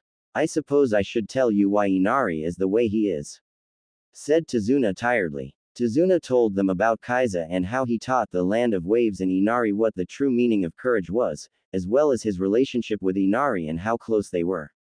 He then finished by telling them how he died at the hands of Gato's oppression. There was silence once the story was finished. The silence was broken when Naruto spoke up as he stood up. "Inari is still a coward, but I will promise you all this, if I ever meet this Gato, I will kill him," declared Naruto. With that he left the room and went into the woods to train, finding himself still keyed up from earlier today. Kakashi on the other hand went to speak with Inari. Line break. "Mind if I join you?" asked Kakashi, having found Inari had left his room and gone outside. Inari didn't respond, so Kakashi sat down on the pier-like construct next to Inari outside the house, looking out at the water. What Naruto said was cruel, but true. Let me tell you something about him and you might understand him a bit better. In our village, Naruto is an outcast, no friends, and no family. There are many in our village who despise him for something he had no control over," begun Kakashi. Inari raised his head a bit and looked out at the water, begrudgingly thinking that Naruto must have suffered a great deal, considering that Inari at least still had some family. "As cruel as it was that which he said to you, he has probably told himself that a million times. My guess is he got tired of crying and doing nothing and finally decided to do something about it. That is why he wants to be Hokage, so everyone will have to acknowledge him," explained Kakashi. With his piece being said, Kakashi left, leaving Inari to think. Line break. Naruto was enraged that there were people like Kaiza who suffered because of people like Gato. Naruto thought he had some idea of the depths to which humans could sink, but this story served to teach him that people could go even lower than he thought possible. Wanting a way to vent his frustration, he began some physical training, mostly push-ups and log kicks, but he kept thinking about the injustice of it all. Naruto's anger continued to slowly climb, causing him to unknowingly tap into the Kyuubi's chakra, which he didn't even notice until he saw his leg had a red chakra cloak around it, which accompanied the first tail. He became angrier and before he knew it, he had unleashed the second tail, causing his emotions to peak. Feeling something snap, Naruto's anger spiked and in a wild rage, he launched the nine-tailed fox fire stream and decimated 20 trees in front of him. Not satisfied, he then turned around in a circle and launched a stream in all directions, which led to him decimating the area and burning anything within a 500-meter radius. Naruto's cloak then receded, and he promptly passed out due to chakra exhaustion. Line break. Naruto awoke to someone shaking him. "You'll catch a cold if you sleep here," said the voice. "Huh, what?" said Naruto groggily, waking up. As his eyes focused, he looked up to see the face of a girl. "Oh, hi there," said Naruto. "What are you doing out here?" the girl asked. The girl had long black hair, pale skin, and large, dark brown eyes. Her long hair was loose, and she wore a pink, sleeveless, low-cut kimono, with pale red edges, and decorated with small plum-colored swirls, that went to her ankles. Around her waist was a simple white obi tied in a bow, and she wore a pair of light brown sandals with dark straps. To add to this quite feminine appearance, she also wore a dark choker around her neck. "I'm not too sure. I came out here to train, but now I'm not sure what I'm doing here, I just feel drained." "What are you doing here?" replied Naruto in confusion. "I'm gathering medicinal herbs," replied the stranger. "Wow, she is really pretty," he thought. "Kit, she is a boy," said Kyuubi, emphasizing the feminine pronoun. "What?" shouted Naruto in his mind, slightly shivering. "This person is the hunter ninja you met before," replied Kyuubi, with a bit of mirth in his voice. "Well, let's see," thought Naruto. "Hey, can I ask you a question?" Naruto asked the stranger, to which the stranger nodded. "Are you the hunter ninja who saved Zabuza?" asked Naruto seriously. "Before I answer, will you react rashly if I tell you the truth?" the stranger asked, with Naruto quickly shaking his head. "In that case, yes, I am the hunter ninja," was the honest reply from the stranger. Naruto thought about it for a while and then only one question came to mind. "Why?" he asked. "Why what?" replied the stranger. "Why do you serve a person like Zabuza?" asked Naruto. "He is precious to me," the boy stated. "Do you understand what it means to have precious people?" questioned the boy. Naruto thought about those who were precious to him. His mind went straight to Iruka, then the third Hokage, and quickly cycled through everyone else who acknowledged him as himself and not the nine-tailed fox. "Yeah, I understand what you mean, and I guess like you I would be more than willing to help them as well," replied Naruto, to which the boy smiled. "Very well then, you now have your answer. Rest now for later, as we will meet in battle, and when that time comes, we will have to fight to do what we can for our precious people," said the boy, as he stood and started to walk away. "Wait, before you leave, I would like to ask you two things," said Naruto, causing the boy to pause, allowing Naruto to continue. "What is your name, and do you have a dream?" asked Naruto, genuinely curious. "My name is Haku, and my dream is for Zabuza's dreams to become a reality." "What are yours?" asked Haku. "My name is Naruto Uzumaki, and my dream is to become the Hokage so everyone will acknowledge me," said Naruto. "Well, it was nice to meet you, Naruto," said Haku, with a small smile. "Likewise, Haku. Although we may be enemies at one point, I would like to ask you if you will be my friend," asked Naruto. "I would like that," Haku said with a smile. "Friends?" questioned Naruto, as he extended his hand. Haku hesitated for a moment, before reaching his hand forward, taking Naruto's hand in his own and shook it. "Friends," agreed Haku, getting a small smile from Naruto. Naruto trudged back to the house and had a quick breakfast. After he finished eating, Kakashi and Sakura went to guard Tazuna while he worked on the bridge, which left Sasuke and Naruto free. Sasuke went off to practice his fire-style jutsu while Naruto went into the woods to train with Kyuubi. "Kid, you can't keep using my chakra like that. You need to be able to control it and not give in to intense emotions," said Kyuubi seriously. "How do I do that?" asked Naruto. "Transform into your first-tailed form and hold it while meditating," replied Kyuubi. Naruto complied, and for the next 8 hours Naruto stayed in his one-tailed form while meditating. He then wanted to test if he had control over the form, so he deactivated it and then reactivated the first tail. Having no trouble, he then went on to try and call forth the second tail, however the strain was too much, and he passed out, promptly appearing in front of the fox's cage. "How did I get in here?" wondered Naruto out loud. Why did you try and use the second tail? I told you not to. Said the fox with slight traces of anger in his voice. Well, I thought I could handle it. I was just testing out my capabilities. Replied Naruto nonchalantly. You idiot, my chakra is intertwined with my hatred. If you can't control the hate, it will consume you and I will be released, not that I wouldn't mind getting out of here. Shouted the fox, before becoming thoughtful at the end. I guess that explains how I am able to draw the tails out in the first place. I was always really angry when I drew them out, so I guess that makes sense. Said Naruto thoughtfully. I guess you're not so foolish after all, but remember, if you try and force the tails to emerge, it could destroy you. Warned the fox. Makes sense. Also, Kyuubi, just a warning, if you keep insulting my intelligence, I might just show you why I am the #1 most unpredictable ninja. Said Naruto with a malicious grin before he left his mindscape. Line break. With a quick start, Naruto woke up and looked around. He saw the sun was coming up, signaling a new day had arrived. Crap, I slept through the entire day. Damn, I have to get back to the house fast, we were all supposed to guard the bridge builder today. Thought Naruto, before he ran off to the house. Line break. On the bridge. Line break. Kakashi, Sasuke and Sakura were walking to the bridge with Tazuna behind them. When they arrived, they saw all the workers either unconscious, or unable to get up or even move. What happened here? Asked Tazuna fearfully. Just as he finished speaking, a dense mist rolled in. Sensei, it's Zabuza, isn't it? This is his hidden mist jutsu. Asked Sakura. Well, Kakashi, I see you still have those brats with you. Pitiful that one is still trembling. Said Zabuza. At that moment, 7 water clones of Zabuza appeared around the group.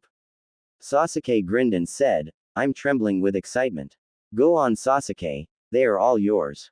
Said Kakashi. In the space of a second, Sasuke had slashed all of the water clones and returned back to his original position.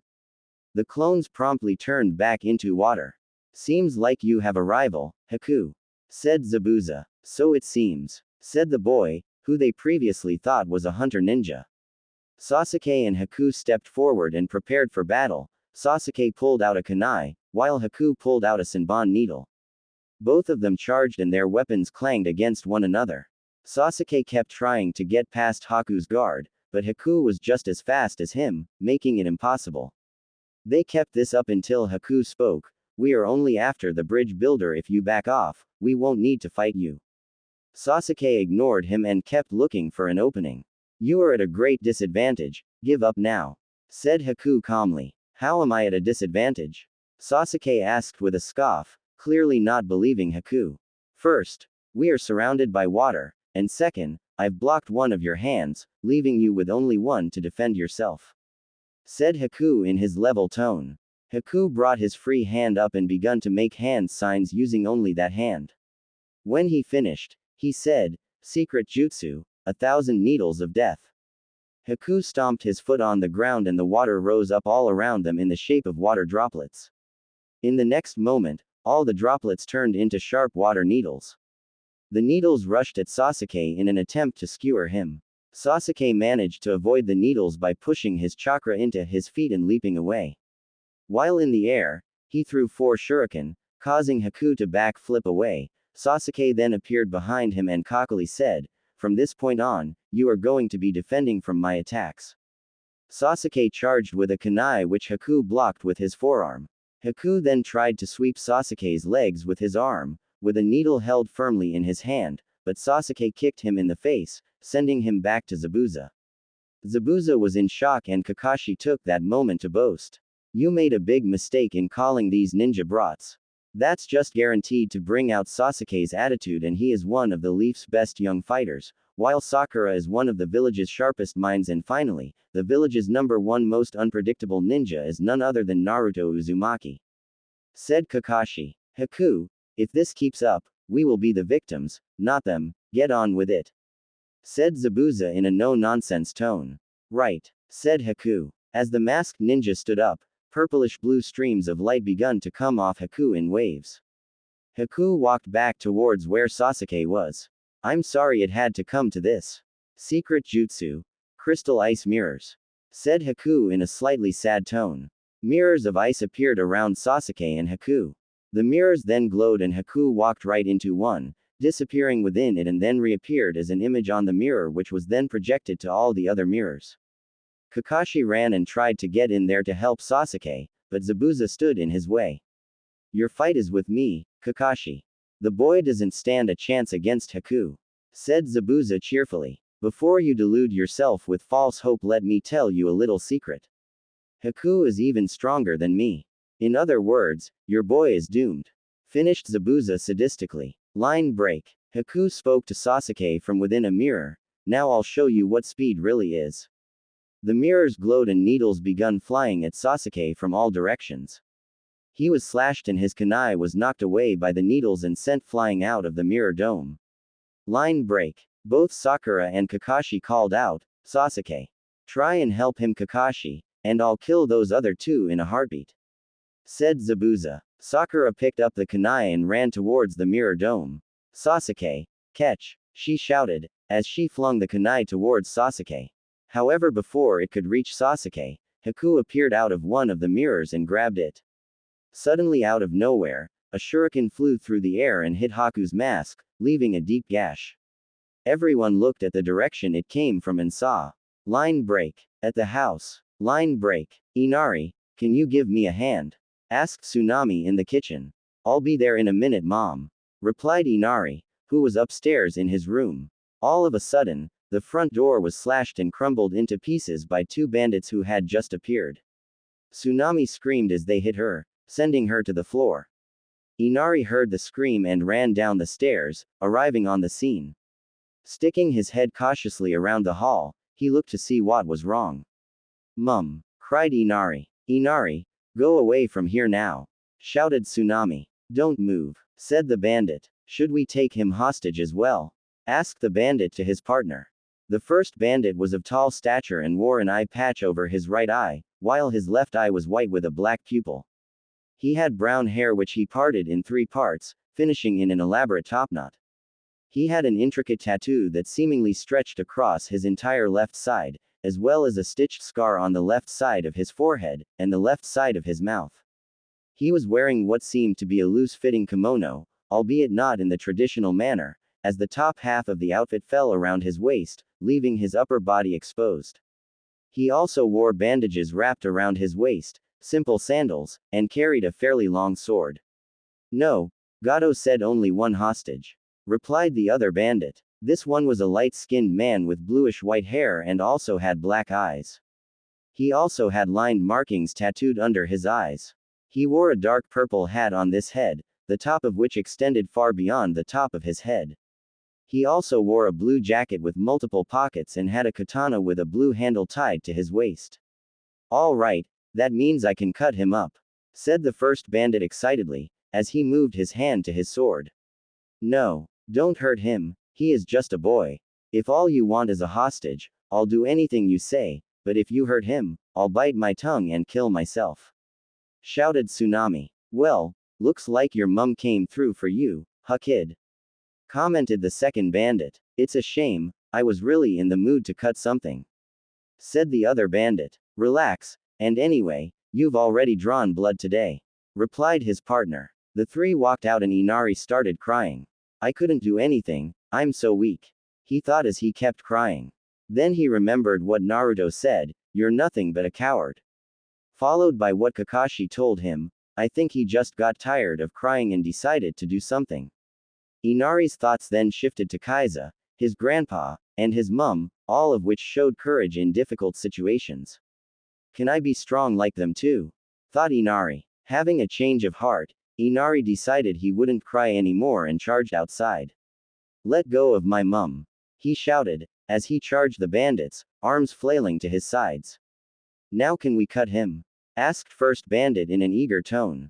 Sure, replied the other bandit. No, don't touch him, if you do all, started Tsunami, but she didn't manage to finish what she was going to say, as she was chopped in the neck with the bandit callously saying, take a nap. They sliced at Inari and his form was split into 3 bloody pieces, but then when they looked back, they saw a log sliced into 3 parts instead of a sliced up body. A substitution, said one of the bandits. Naruto had arrived and stopped the bandits from slicing Inari and rescued Tsunami, who blushed slightly. Good job, Inari. Thanks to your distraction, I was able to save your mum, although the hero always shows up at the last minute anyway, said Naruto. Naruto? Asked Inari wide-eyed. Get him, said the bandits as they charged at Naruto, swords drawn. Naruto simply threw 2 shuriken which they easily deflected with their swords. They then bragged, "You're going to have to do better than that." "I did," said Naruto with a smile, as the 2 shuriken popped into shadow clones, which then proceeded to kick both bandits in the face, knocking them both out cold. "Inari, you were very brave," praised Naruto. Inari started crying. "Damn it, I promised myself I wouldn't cry anymore," sniffled Inari. Naruto placed a hand on his shoulder and said, "It's alright to cry if you're happy." Naruto stood and told Inari, "I'm going to check out the bridge, in the meantime, take care of your mum," said Naruto, as he ran away. "You got it, Naruto," said Inari, while giving him a thumbs up. Line break. On the bridge. Line break. Naruto arrived in time to see Haku catch a kunai and saw he was fighting Sasuke. Naruto quickly threw a shuriken which struck his mask. Everyone looked in his direction and Naruto, arms crossed over his chest, had only one thing to say. "Naruto Uzumaki is here," he shouted. The battle. Naruto took a moment to survey the battlefield. Sasuke was just about exhausted, while Haku seemed fine. Tazuna and Sakura were untouched, while Kakashi appeared worse for wear and appeared quite worn out, with a slash on his chest which showed blood had been drawn. Sizing up his options, he quickly made a shadow clone and sent it to help Kakashi, while he went to help Sasuke. Line break. With Sasuke. Line break. Naruto had walked into the dome and saw the ice mirrors he noticed from the outside looked undamaged, before all appeared to show Haku. For some reason Naruto just knew only one was the real one, but had no idea how to work it out at the moment. "Sasuke, tell me what you know about this jutsu," Naruto requested seriously. "He uses mirrors to transport himself at super speeds and it appears as though he is all around, when he is really in one place." Sasuke summed up. "Have you tried any fire jutsu?" inquired Naruto. "Yeah, but they don't work, or I wouldn't be in this mess, idiot," Sasuke stated. "Fine, well now it's my time to try my own jutsu, fire style, Grand Fireball Jutsu," Naruto intoned, as a great fireball emerged and struck a mirror. Once the flames died down, it was clear nothing had happened. "Told you," said Sasuke arrogantly. "Fine, I'll go with Plan B, Shadow Clone Jutsu," shouted Naruto, with 16 clones appearing in total, enough so there would be a clone for each mirror in the structure. "Sasuke, I noticed for a while that you were able to keep up with his movements, have you managed to activate your Sharingan?" Naruto asked. "No, but I'm close," Sasuke admitted reluctantly. "Very well, watch the battle and try to anticipate his movements. Once you achieve it, we will attack him together. Until then, charge!" yelled Naruto, commanding all his clones to attack a mirror. Sasuke watched intently and could see Haku jumping from mirror to mirror. He saw all the clones destroyed, but then his eyes widened when he saw Haku throw 5 needles, all at Naruto's vital organs. He then charged and pushed Naruto out of the way, only to take the needles himself. Sharingan activated at last. Naruto was surprised to say the least, as he didn't exactly think of Sasuke as a friend and thought the feeling was mutual. "Why Sasuke?" Naruto asked, clearly surprised. "I don't know, I just saw it and moved." "Naruto, I hated you, you were always a nuisance," he growled. "Arg, I didn't ask for you to save me, so why did you do this?" cried Naruto. "My body just acted on its own," said Sasuke weakly, before collapsing onto Naruto.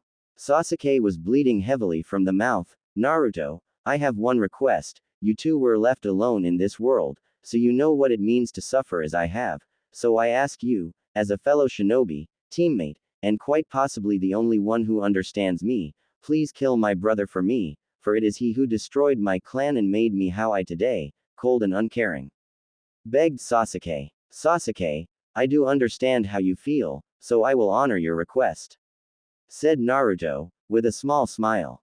"Thank you, Naruto," said Sasuke, before closing his eyes. Naruto sat shocked. He couldn't believe that Sasuke was dead. Red started to bleed into blue and eventually his eyes turned red. He kept looking at Sasuke's lifeless body and his rage began to envelop him, seeing the only person who understood his pain laying there utterly motionless. His first friend, dead. Naruto's canines elongated and the first tail emerged. He growled, feeling the malice of the Kyuubi's chakra flowing through him, before looking up at Haku. You will pay. He shouted in rage. Line break. With Kakashi. Line break. Kakashi had been fighting with Naruto's clone and was attempting to trap Zabuza close to the edge of the bridge, however he overstepped and Zabuza capitalized, slashing him with his blade, drawing blood once again. Well, Kakashi, it seems you made a mistake, said Zabuza arrogantly. It seems you have also, said Naruto's shadow clone, pressing his sword on Zabuza's neck.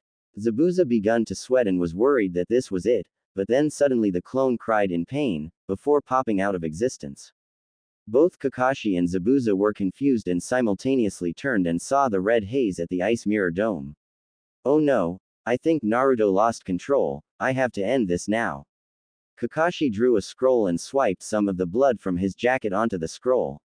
He twirled it around and then placed it on top of his knuckles, while making hand signs, then slammed it on the ground and said, Ninja art summoning, earth style, Fang pursuit jutsu. Little squiggles rushed out and rushed to where Zabuza was. When the markings reached him, ninja hounds burst from the ground and bit on to Zabuza along his neck and all his limbs. Got you, said Kakashi. Line break. With Naruto. Line break. The rage was overwhelming Naruto, and he could only cry out in pain, trying to prevent the second tail from coming out. After a fair bit of struggling, he succeeded in stopping it and managed to hold his mind together for the moment. Haku, last chance. I will destroy you unless you abandon Zabuza and join us, threatened Naruto, barely succeeding at holding back his rage. To say Haku was stunned was an understatement. He thought he was finished, yet here he was being offered a second chance. I'm afraid I can't accept, Naruto, as long as Zabuza lives, I must serve him. Haku said rather emotionlessly. Naruto nodded and crouched down, before he unleashed the tailed fox stream while spinning in a circle, in a similar manner to what he did in the forest, destroying all mirrors and sending Haku flying out with his clothing alight. Naruto walked over and before he punched Haku in the gut, knocking him unconscious, he said, You won't serve anyone very soon. Line break. With Kakashi. Line break. Kakashi made hand signs and formed his very own original jutsu, Lightning Blade. He called, Zabuza, I won't let you kill Tazuna. He is a brave man and is helping this village recover, so I won't let you destroy this bridge and this village's dreams, said Kakashi, while he gripped his hand, even as he literally held lightning in his hand. Why should I care? I have my own dreams, Zabuza retorted. But in order to have a dream you need a future, and your future is all used up. This is the end, Zabuza, Kakashi said and charged in a straight line towards the former mist ninja. He thrust his hand holding his jutsu into Zabuza, right through his heart, causing him to die almost instantly. Goodbye, Zabuza Momochi, said Kakashi solemnly. Naruto approached the group when Sakura spoke, Hey Naruto, where's Sasuke? Naruto met her gaze, and she instantly thought the worst due to seeing his expression. She ran off to where Sasuke was and began to cry over his body, believing him to be dead, but within a few minutes, he rose from the ground. Sakura, it's hard to breathe with you leaning on me like that, he called out in a rather raspy tone. She hugged him a little tighter, before letting him up. Where is Naruto? He asked. Line break. Back with Naruto and Kakashi. Line break. A short plump man was clapping and spoke, so I finally see Zabuza dead. Both Naruto and Kakashi looked at him. Who are you? Both asked. Me. I'm Gato, and these fine men next to me are my personal warriors, said Gato, indicating the 100 or so men standing around him. Naruto, who was in his first tailed form again and entering his second, quickly spoke to Kakashi in an animalistic growl, He is mine. Kakashi understood trying to stop him was now near impossible since he was almost out of chakra, so he stiffly nodded. Naruto grinned at this and began to walk forward. Gato retreated behind his men and said, Get him. The men then charged while Naruto popped his neck, before he went down on all fours. In a red flash he shot his hand right through the heart of one of them, letting the blood flow freely. He then ducked down to avoid a halberd strike, which decapitated the person he had just killed. Naruto then launched his tail and pierced the neck of the person who attacked him, who coughed up large wads of blood before dying. Naruto then charged and slammed the heads of two bandits together, crushing them like watermelons, sending blood and brain matter splattering along the floor of the bridge. He then realized this wasn't going to satisfy him, so he stood up and drew his sword, before he quickly beheaded the other 96 men in a blur of blood and red chakra, before flicking his blade elegantly, removing the blood on it, before sheathing his blade and walking calmly towards Gato. Wait. Don't kill me, I'll give you anything you want. Gato pleaded. There is only one thing that you can give me to save you, said Naruto in his animalistic voice. What is it? I'll give you whatever it is, Gato said desperately. Bring back the man you killed in this land who taught the people of this land courage, said Naruto, before he gave Gato an evil smirk. Gato begun to sweat and realized he couldn't do that, so he said, but he is, arg. Gato yelled in pain, as Naruto just ripped his left arm out of its socket. Wrong answer, growled Naruto. He watched the blood fall out of the left arm in morbid fascination, and then cut both of Gato's legs at the knee with his sword. Then he stood on his last remaining limb and growled while pulling his arm back, fingers all together in the shape of a knife and claws extended. This is for all the hurt you have caused, said Naruto, before plunging his hand right through the short man's lung, causing him to cry out in pain and cough out blood, indicated by the sound of a wet splatter hitting the cold stone below. The torture was soon to end though, as Naruto then brought his other hand up in the shape of a fist, and this is for Inari, he almost whispered, before smashing his fist into Gato's skull, going right through his brain, killing him instantly. Naruto withdrew his hands and walked back to Kakashi, who gave him a look of understanding laced with worry, and a hint of fear. Don't worry, Kakashi, it's me, not Kyuubi, sighed Naruto tiredly, releasing his demonic chakra and turning around to see Inari, with all the villagers behind him. Naruto, I know you said a hero shows up at the last minute, but you didn't really leave us with much, said Inari, half surprised and half joking, suppressing the small amount of fear at the sight of pure carnage in front of him. Naruto walked over to Zabuza and after Kyuubi told him how, sealed Zabuza's sword into a scroll. Haku chose this time to wake up and looked around and saw Zabuza dead. He picked up a needle and was about to pierce his heart, when Naruto stopped his hand. Haku, you are free now, so I will ask you this again. Will you abandon Zabuza and join us, or will you simply kill yourself, eliminating your purpose? Asked Naruto compassionately. Haku thought about it before saying, I have no purpose anymore. And he turned his head away in sadness. I have one for you.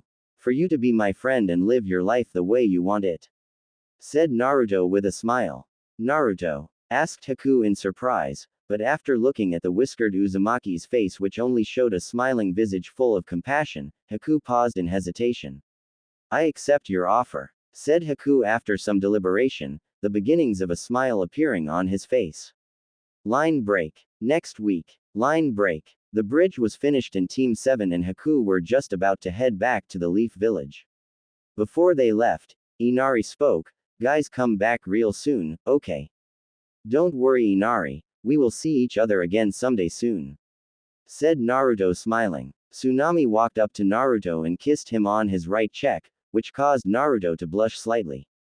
Thanks Naruto, said Tsunami softly, leaving almost everyone floored.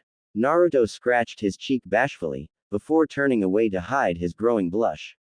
Haha, she just made my day, I am never going to let this go Naruto, said Kyuubi happily. As the ninja were leaving, the villagers begun to ask about the name of the bridge, before Tazuna spoke, smiling at Naruto's form moving away in the distance, we will call it the Great Naruto Bridge.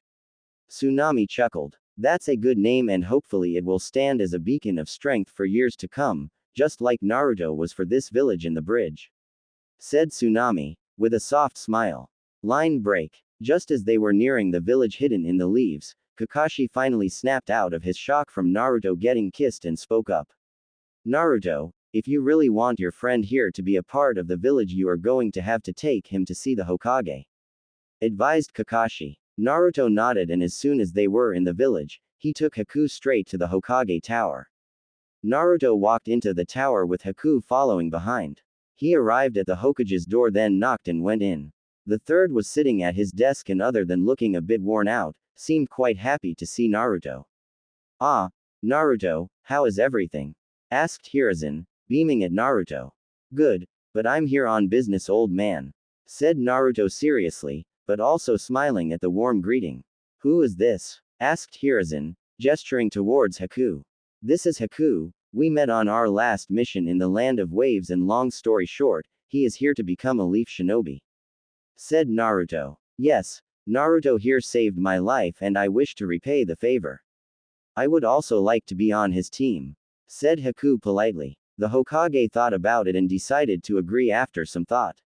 "Very well, I will agree to these terms and allow Haku to become a leaf shinobi, but he must face a test to see if he has the skills to be one," said the Hokage seriously. Naruto nodded, while Haku respectfully bowed before they both left. Hopefully that boy will be able to teach Naruto how to show respect. Then again, I don't think that will ever happen. Naruto is nothing if not stubborn, thought the Hokage, mentally chuckling, before audibly sighing and returning to his paperwork. "I really hate paperwork," thought Hiruzen, before resuming his mind-numbing task. Thanks for listening. In the next chapter, please leave a review. I would love to hear your feedback, especially if it helps me improve the overall story.